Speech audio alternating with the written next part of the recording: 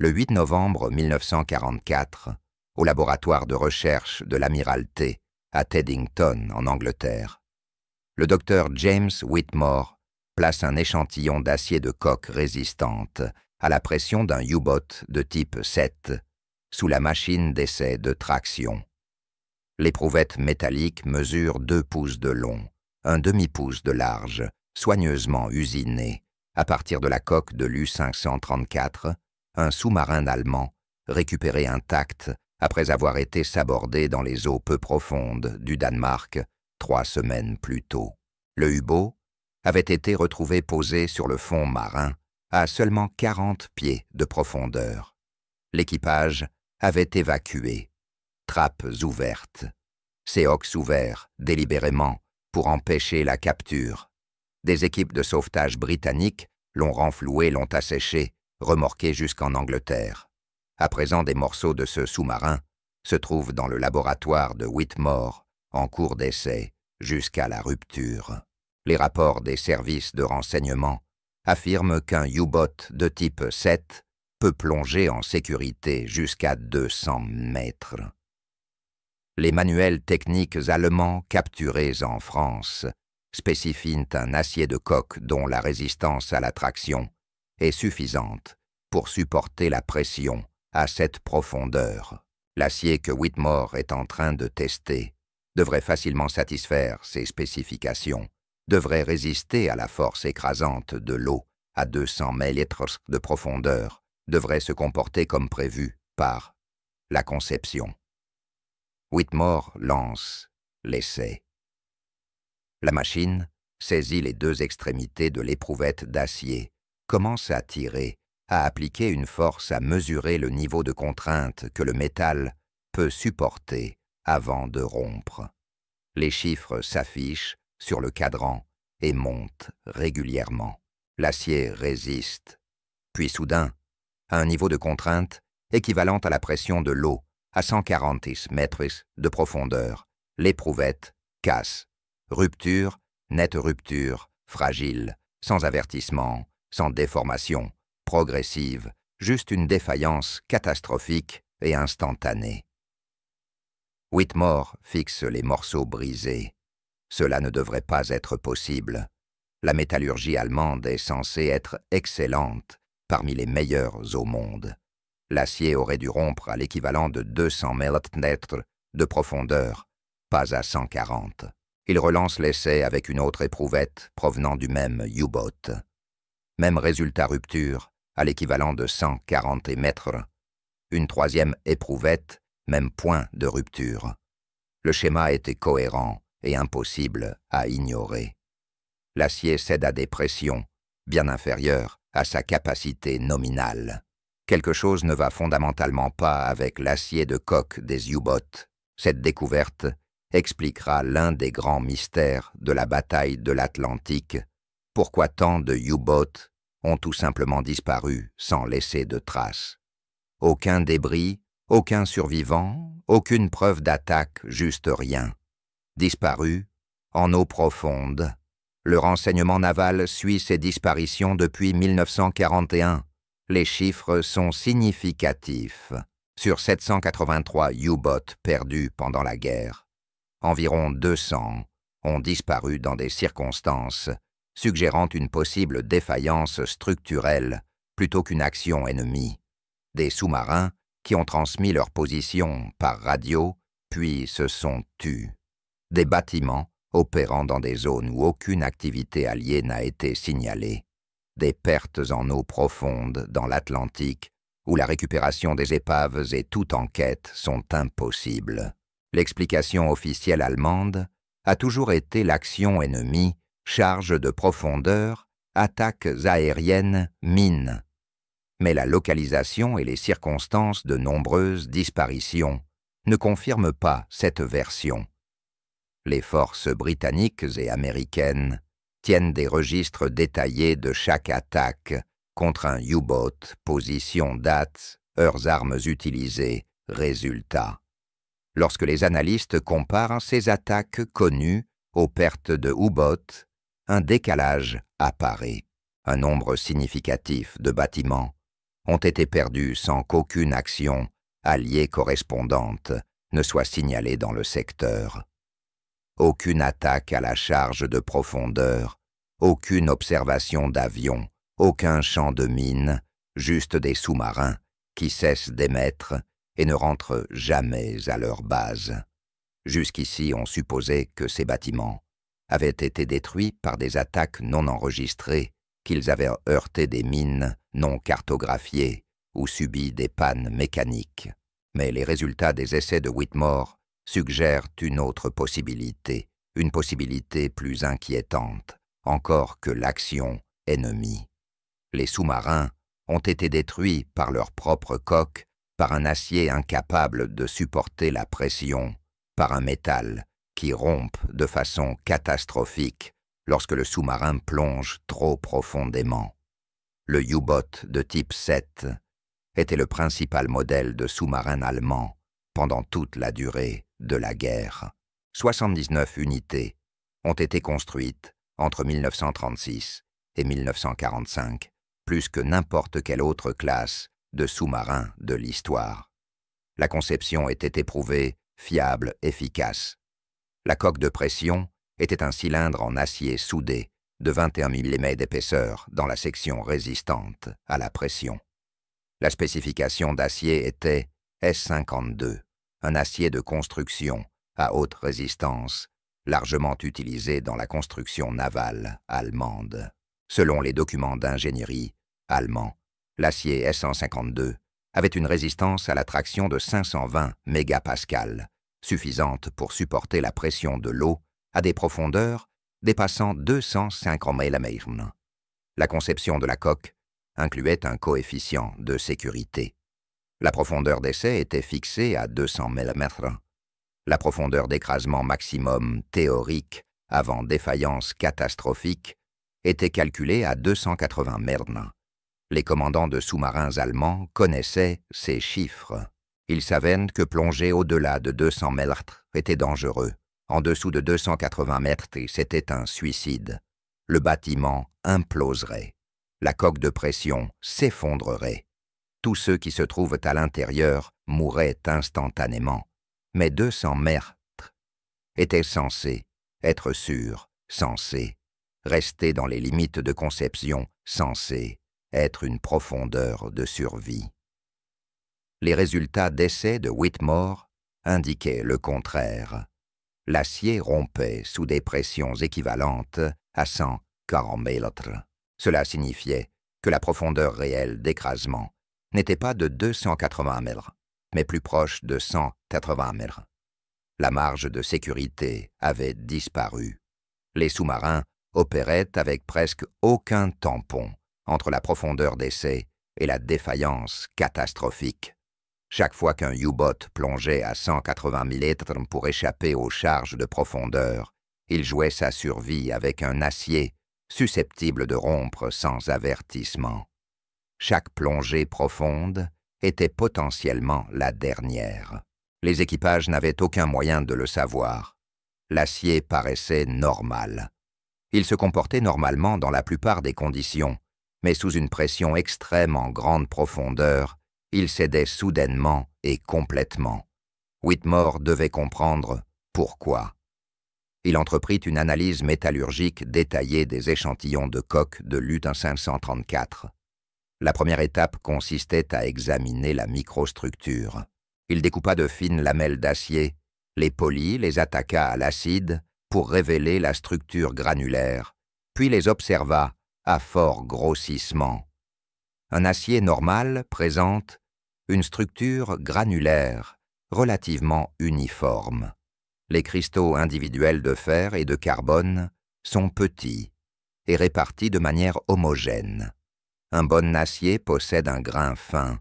Un mauvais acier présente des grains grossiers et irréguliers, avec des inclusions et des défauts. L'acier du U-boat montrait des problèmes majeurs.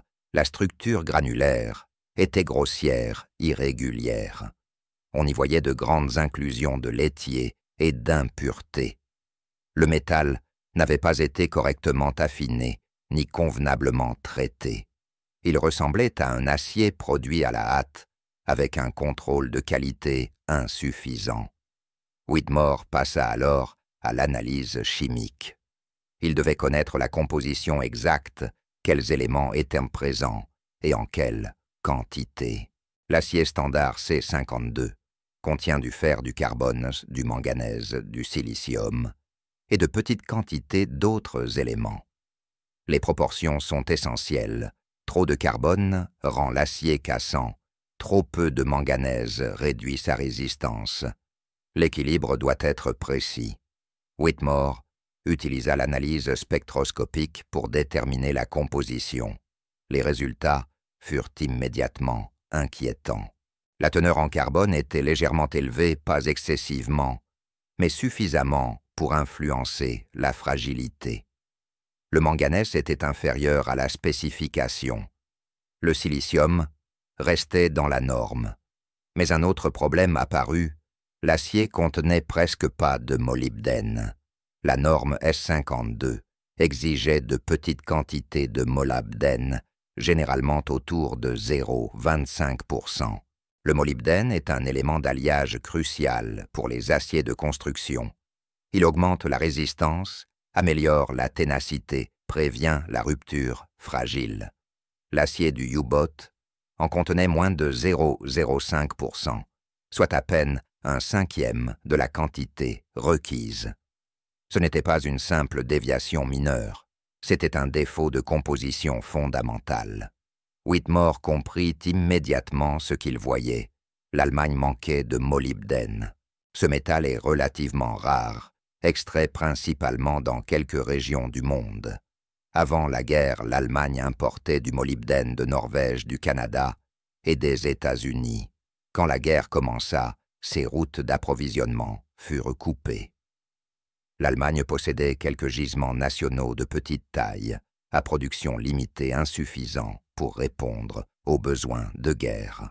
Le molybdène était nécessaire pour les plaques de blindage, les canons, les moteurs d'avions et des dizaines d'autres applications critiques. L'acier des coques de sous-marins se trouvait en concurrence avec toutes les autres nécessités militaires pour les maigres réserves de molybdène.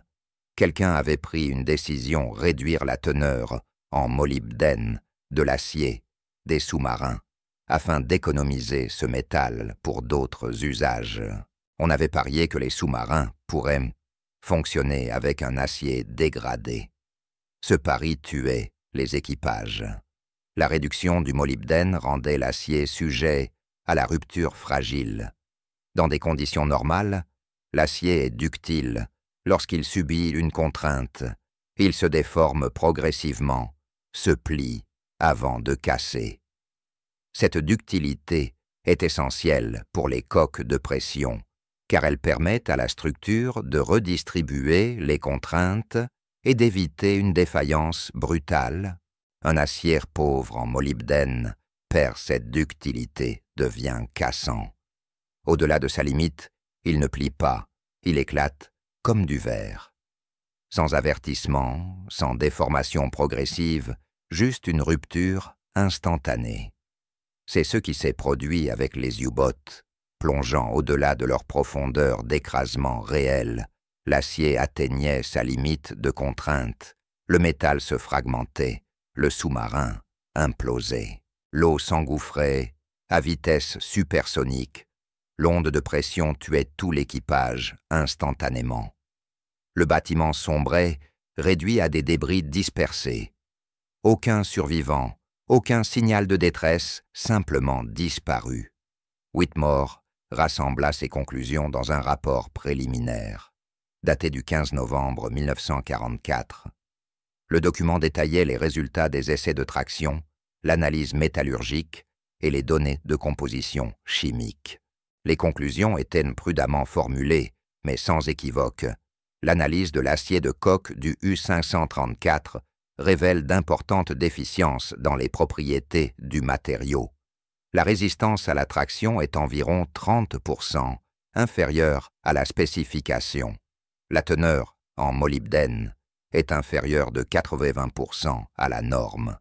L'acier présente des caractéristiques de rupture fragile sous contrainte. La profondeur d'écrasement réelle estimée est de 180 mètres, bien inférieure à la valeur de conception de 280 mètres. Cela suggère que les U-boats de type 7, opérant à ou près de leur profondeur d'essai nominale de 200 mètres, courent un risque de défaillance catastrophique de coque. Le rapport fut transmis à l'amiral Sir Max Horton, commandant en chef des approches occidentales. Horton combattait les U-boats depuis 4 ans. Il comprit immédiatement la portée de ces résultats. Si les sous-marins allemands ne pouvaient plus plonger en sécurité à 200 mètres, tout changeait la tactique, la stratégie, la manière dont la Royal Navy menait la guerre anti-sous-marine. Horton convoqua une réunion pour le 20 novembre. Les participants comprenaient des officiers supérieurs de lutte anti-sous-marine, des architectes navals, des métallurgistes et des analystes du renseignement. Whitmore présenta ses conclusions, montra les données d'essai, expliqua la métallurgie, décrivit la carence en molybdène. La salle resta silencieuse lorsqu'il eut terminé. Puis les questions fusèrent. À quel point êtes-vous certain de ces résultats? Très certain. J'ai testé plusieurs échantillons. Les résultats sont constants. Cela pourrait-il être isolé à un seul sous-marin? Possible, mais improbable. La pénurie de molybdène aurait touché toute la production. Combien de U-boats cela pourrait-il concerner? Inconnu. Cela dépend du moment où la qualité de l'acier s'est dégradée. Peut-être des centaines. Pouvons-nous vérifier cela avec d'autres sous-marins capturés? Oui. Je recommande de tester des échantillons de coque sur chaque U-boat récupéré. Les implications stratégiques furent débattues pendant 2 heures. Si les U-boats ne pouvaient pas plonger en sécurité au-delà de 180 mètres, cela signifiait que les charges de profondeur alliées, réglées pour exploser à 200 mètres, les poussaient vers leur point d'écrasement. Les sous-marins n'échappaient pas aux attaques, ils plongeaient vers leur tombe. Cela expliquait les disparitions mystérieuses, expliquait pourquoi tant de bâtiments avaient disparu en eau profonde pendant des attaques à la charge de profondeur. Les commandants croyaient plonger vers la sécurité. Ils plongeaient vers la destruction. Horton posa la question décisive. Pouvons-nous exploiter cela? Adapter nos tactiques à cette faiblesse? Les officiers anti-sous-marins virent immédiatement les possibilités. Oui, si nous savons que les U-boats ne peuvent dépasser 100 mètres, sans risque réglons nos charges de profondeur plus bas. Forçons-les à descendre, les obligeons à choisir entre affronter les explosions à faible profondeur ou s'écraser sous la pression. Dans les 2 cas, nous augmentons la probabilité de destruction. Horton prit sa décision exécution immédiate. Tous les bâtiments anti-sous-marins recevraient de l'ordre de régler leur charge de profondeur. Pour des détonations profondes, 200 mètres minimum, 250 mètres si possible. Forcer les U-boats à plonger. Laisser leur propre coque faire le travail. L'ordre fut diffusé le 25 novembre 1944, classé secret, distribution restreinte au seul commandant de guerre anti-sous-marine. Le texte, il était soigneusement rédigé pour ne pas révéler la source du renseignement. Nouvelle directive tactique pour l'emploi des charges de profondeur. L'analyse suggère que des détonations plus profondes augmentent la probabilité de destruction des U-boats. Régler les charges pour la profondeur maximale. Poursuivre les contacts agressivement jusque dans les grandes profondeurs. L'ordre ne mentionnait pas l'acier défectueux des Allemands. Il ne parlait pas de la carence en molybdène. Il n'expliquait pas pourquoi les charges profondes fonctionnaient mieux. Il ordonnait simplement le changement. Les commandants obéirent sans en connaître la raison. Les résultats furent immédiats et spectaculaires. En décembre 1944, Les pertes de U-boat augmentèrent brutalement, 31 sous-marins perdus. En janvier 1945, 38 autres. Ces pertes n'étaient pas réparties uniformément. Elles se concentraient dans les zones de grande profondeur de l'Atlantique Nord, dans la mer de Norvège, des secteurs où les U-boats pouvaient plonger profondément pour échapper aux attaques. Sauf que plonger profond signifiait désormais mourir. Les commandants de sous-marins allemands remarquèrent des phénomènes étranges.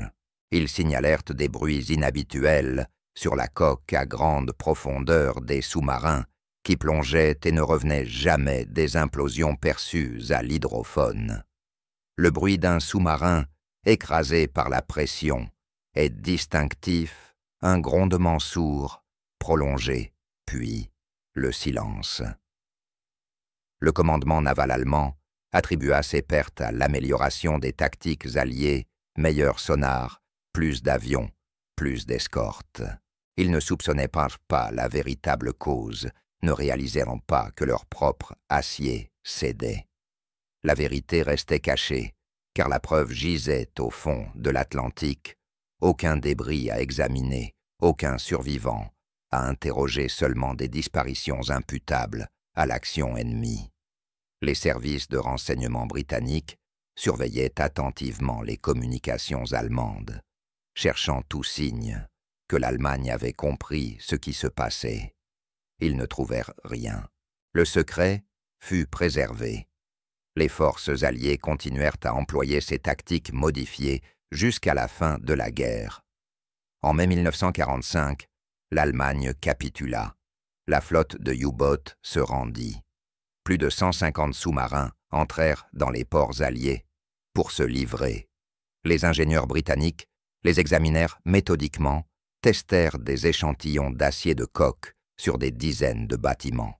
Ils trouvèrent le même schéma dans les sous-marins construits après la mi-1943, faible teneur, en molybdène, structure granulaire, grossière, mauvaise propriété mécanique. Les bâtiments plus anciens, construits avant 1943, avaient un acier de meilleure qualité, plus riche en molybdène à grains fins et plus résistant. La dégradation coïncidait avec les pénuries de matériaux de l'Allemagne. À mesure que la guerre avançait, la qualité de l'acier déclinait. À la fin de 1943, les coques de sous-marins étaient fabriquées avec des matériaux inadéquats. En apparence, les bateaux semblaient solides, se comportaient correctement, en eau peu profonde, mais en profondeur, ils étaient des pièges mortels. Des centaines de sous-mariniers allemands moururent sans jamais savoir pourquoi. Après la guerre, l'amirauté britannique commanda une étude complète. Elle passa en revue toutes les pertes de U-boat, compara les localisations aux profondeurs, analysa les registres de pertes allemandes, interrogea les survivants. Les conclusions furent accablantes sur les 200 U-boats perdus, dans des circonstances suggérant une défaillance structurelle possible. Environ 127 avaient coulé en eau profonde après des attaques à la charge de profondeur. Ces bâtiments avaient probablement implosé à cause d'une rupture de coque plutôt que de dégâts explosifs directs. L'acier n'avait pas supporté la pression. Les équipages étaient morts instantanément. Si l'acier avait respecté les spécifications, nombre de ces sous-marins auraient pu survivre, échapper aux attaques, ramener leurs hommes à la maison. Le rapport estima que l'acier défectueux des coques coûta à l'Allemagne entre 127 et 170 sous-marins, soit entre 1500 et 2000 marins, tués non par les armes ennemies, mais par leurs propres matériaux insuffisants. Le rapport fut classé secret et le resta pendant 30 ans. Il ne fut rendu public qu'en 1975, lors des procédures routinières de déclassification. À ce moment-là, la plupart des protagonistes étaient morts. L'information n'avait plus de valeur stratégique, mais elle expliquait l'un des mystères persistants de la guerre. Pourquoi tant de U-boats avaient disparu? Pourquoi des commandants expérimentés à bord de bâtiments éprouvés s'étaient volatilisés? Pourquoi l'Allemagne avait perdu la bataille de l'Atlantique malgré un avantage technologique dans la conception de ses sous-marins? La réponse était simple, l'acier. Un acier insuffisant. Un acier fabriqué sans assez de molybdène, parce que l'Allemagne ne pouvait plus s'en procurer. Un acier qui paraissait solide, mais cédait sous pression. Un acier qui transforma les sous-marins en cercueils. Le docteur James Whitmore continua à travailler au laboratoire de recherche de l'amirauté Tete jusqu'en 1962. Il analysa des dizaines de U-boats capturés, documenta la dégradation de la qualité de l'acier, rédigea des rapports techniques qui restèrent classifiés pendant des décennies. Il ne parla jamais publiquement de ses travaux. Lorsqu'il prit sa retraite, il devint professeur de métallurgie à l'université de Cambridge. Ses étudiants savaient qu'il avait travaillé sur des recherches de guerre, sans en connaître les détails. Whitmore ne leur dit rien. Le travail restait secret. Les récits étaient confidentiels. Le savoir que ces découvertes avaient causé la mort de plus d'1 millier de marins allemands n'était pas un sujet qu'il abordait. En 1979, un historien nommé Dr. Robert Chen entreprit des recherches sur les pertes de U-boats pour un livre sur la bataille de l'Atlantique. Ayant accès à des documents récemment déclassifiés, il trouva des références aux analyses de Whitmore sur l'acier des coques et contacta ce dernier, alors âgé de 73 ans et pleinement retraité. Whitmore accepta l'entretien à contre-cœur. Chen lui rendit visite un froid après-midi de mars. Ils s'assirent dans le bureau de Whitmore, entourés de livres de métallurgie et d'histoire navale.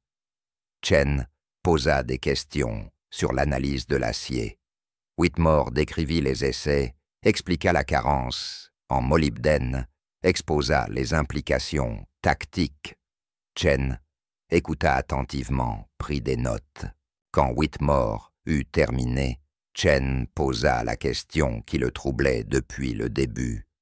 Vous êtes-vous senti coupable sachant que votre découverte a été utilisée pour tuer des sous-mariniers? Whitmore resta silencieux un long moment.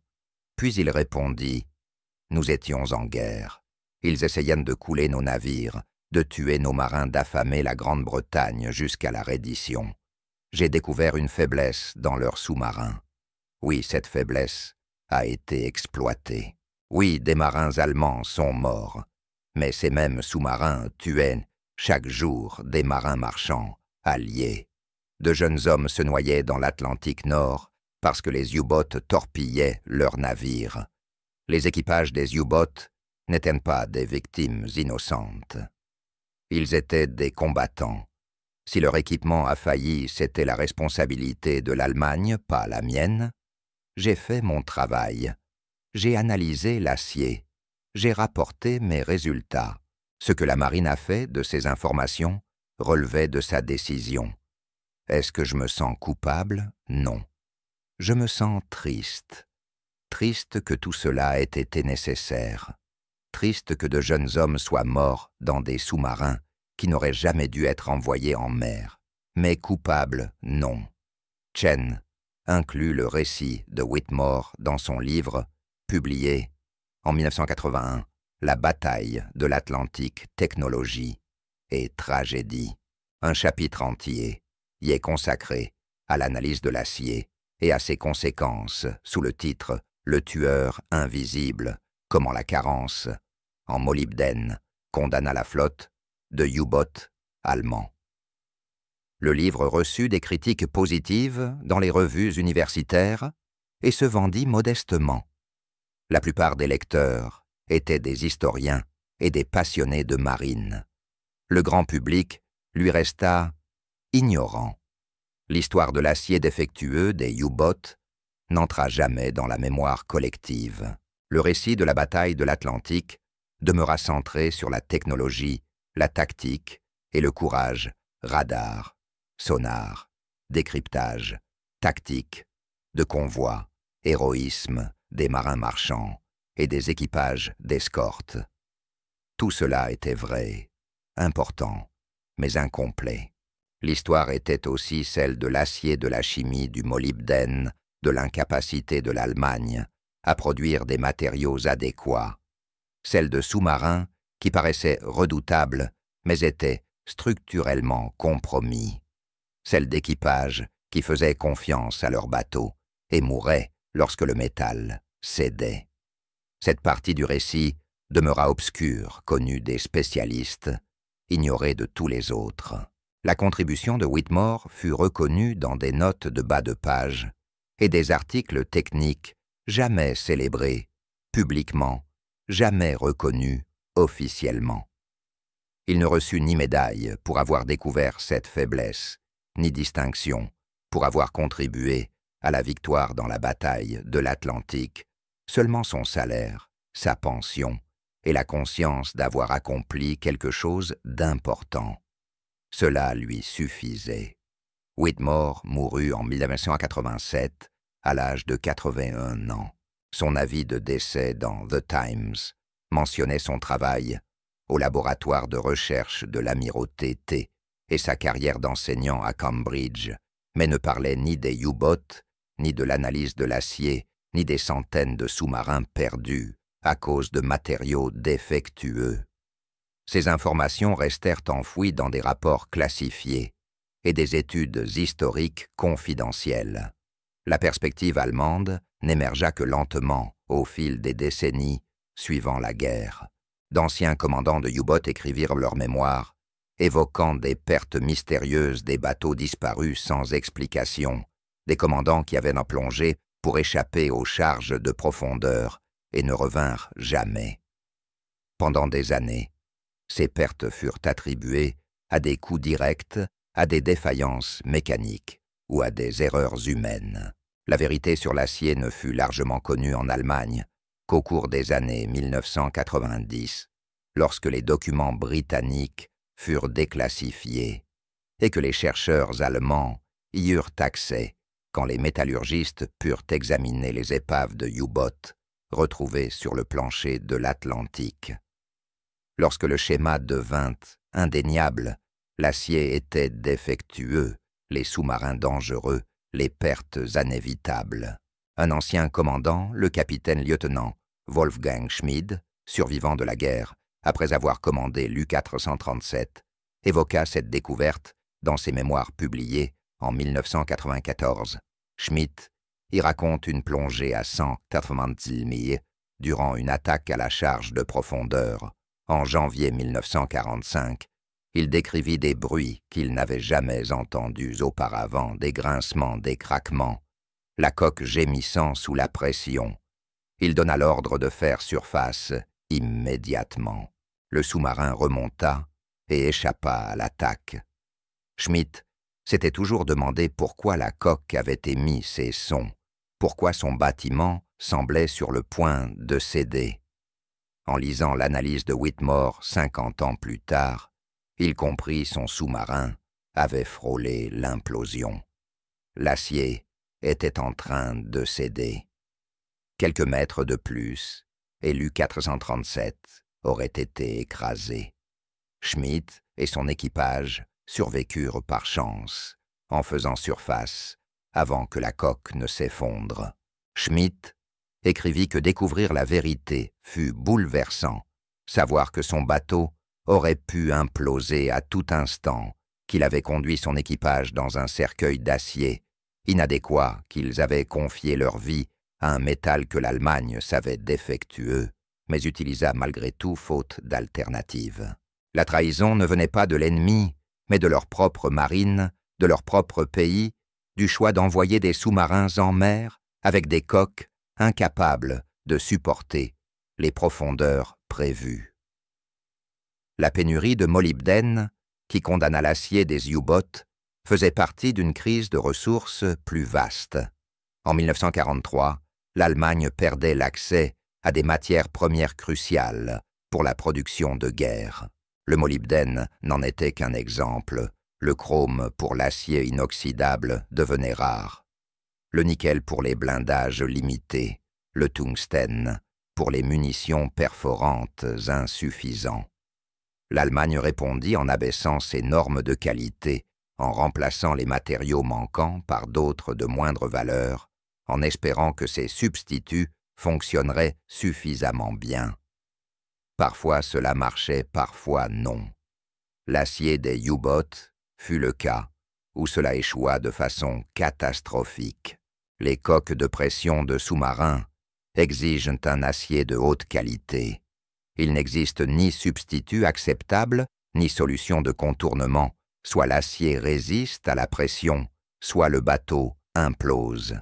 L'Allemagne avait parié que réduire la teneur en molybdène ne compromettrait pas gravement la solidité des coques. Le pari échoua, il coûta des sous-marins des vies et toute chance de remporter la bataille de l'Atlantique. Les services de renseignement britanniques savaient que l'Allemagne souffrait de pénurie de matériaux et que le molybdène manquait, mais ils n'avaient pas au départ fait le lien avec la résistance des coques de sous-marins. Cette connexion ne devint claire que lorsque Whitmore testa l'acier, qu'il constata la carence en molybdène et calcula la profondeur d'écrasement réduite. Cette découverte transforma un savoir abstrait sur les pénuries de ressources en un avantage tactique concret de nouveaux réglages pour les charges de profondeur des ordres qui poussèrent les U-boats dans leur propre zone de défaillance structurelle. C'est ainsi que les guerres se gagnent pas seulement par le courage et la tactique, mais par la chimie et la métallurgie. En comprenant qu'un acier contenant 0,25% de molybdène peut résister à 280 meilles de profondeur, tandis qu'un acier à 0,05% échoue à 180, et qu'en exploitant cette différence de 60 mètres, on peut détruire des sous-marins ennemis avec leurs propres matériaux inadéquats. La conception des sous-marins modernes intègre les leçons tirées des défaillances de coques pendant la Seconde Guerre mondiale. Les architectes navals d'aujourd'hui savent qu'un acier de coque résistant à la pression doit répondre à des spécifications exactes. La teneur en molybdène doit être précise. La structure granulaire doit être fine et homogène. Les impuretés doivent être minimales. Le contrôle de qualité doit être rigoureux. Les essais doivent être étendus. Ces normes existent à cause de catastrophes comme celle de l'acier des U-boats, parce que des ingénieurs ont étudié ce qui n'allait pas, parce que des métallurgistes ont analysé les causes des ruptures, parce que ce savoir a été préservé et transmis. Les sous-marins modernes utilisent des aciers spéciaux, HI 80, HI 100, des aciers à haute limite d'élasticité, à composition soigneusement contrôlée. La teneur en molybdène y est spécifiée avec précision. Les procédés de fabrication sont surveillés en permanence. Chaque lot est testé. Chaque plaque est inspectée. Les sous-marins contemporains peuvent pour des cas plonger en toute sécurité à des profondeurs qui auraient instantanément écrasé les bâtiments de la Seconde Guerre mondiale. Cette capacité existe parce que la métallurgie est correcte, parce que l'acier respecte les spécifications, parce qu'aucun constructeur ne parie plus sur des matériaux inférieurs. L'expérience allemande des U-boats a prouvé qu'un compromis sur la qualité de l'acier des coques équivaut à un suicide. Les marines modernes ont retenu cette leçon et l'appliquent scrupuleusement. Elles préfèrent avoir moins de sous-marins avec un acier parfait que davantage avec des matériaux défectueux. La quantité ne compense pas la qualité lorsque l'échec de la qualité signifie la mort instantanée de tout l'équipage. Ce principe payé du sang des équipages allemands en 1944 et 1945 guide la construction de sous-marins dans le monde entier. Ce savoir fut chèrement acquis. Des centaines d'hommes moururent pour le prouver. Mais une fois démontré, il devint permanent le fondement même de la construction sous-marine moderne, la raison pour laquelle les équipages d'aujourd'hui peuvent faire confiance à leur coque, plonger profondément, opérer en sécurité, parce que l'acier est juste, parce que la teneur en molybdène est correcte, parce que quelqu'un, quelque part, il y a longtemps, a compris ce qui se produit quand on compromet les matériaux d'une coque de pression. Il l'a compris en analysant l'acier du U534, en le testant, jusqu'à la rupture, en découvrant qu'il cédait à 140 mètres, alors qu'il aurait dû céder à 280, en comprenant ce que cela signifiait pour les sous-marins plongeant pour échapper aux charges de profondeur, en transformant cette compréhension en ordre tactique, en remportant une bataille grâce à la chimie. Les épives des U-boats perdues à cause de défaillances de coques reposent éparpillées sur le plancher de l'Atlantique. Certaines ont été retrouvées par des équipes d'exploration océanique. D'autres restent à jamais introuvables. L'océan est immense, les épaves minuscules, les localiser est difficile. Mais celles qui ont été découvertes racontent toute la même histoire. Beaucoup présentent des signes d'implosion catastrophique, des plaques de coque pliées vers l'intérieur, la coque de pression écrasée, la structure effondrée. Le motif indique une pression écrasante soudaine, une défaillance instantanée. Ces bateaux n'ont pas sombré lentement, ils ne se sont pas remplis d'eau. Graduellement, ils ont été broyés en quelques secondes. En 1993, un navire océanographique britannique découvrit une épave identifiée comme celle du U-869 à 230 mètres de profondeur au large des côtes d'Irlande. Le sous-marin avait été perdu en février 1945. Aucun survivant. Cause inconnue. L'épave montrait des signes clairs d'implosion. La coque de pression écrasée vers l'intérieur. Les caméras télécommandées révélèrent le motif caractéristique du flambage d'un acier qui a cédé sous la pression extérieure. L'analyse de la position et de l'état de l'épave confirma la théorie de la défaillance de coque. Le U-869 plongeait pour échapper à une attaque à la charge de profondeur. La coque céda, le sous-marin implosa, tout l'équipage mourut instantanément. L'épave confirma ce que l'analyse de Whitmore avait prédit 60 ans plus tôt. L'acier ne pouvait supporter la pression.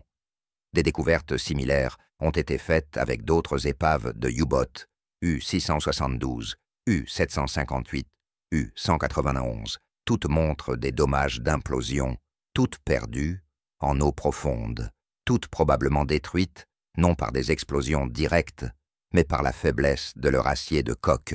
Ces épaves sont des preuves, un témoignage silencieux, preuve que l'analyse était juste, que l'acier des sous-marins allemands était fatalement compromis, que des centaines d'hommes sont morts dans des navires qui n'auraient jamais dû prendre la mer.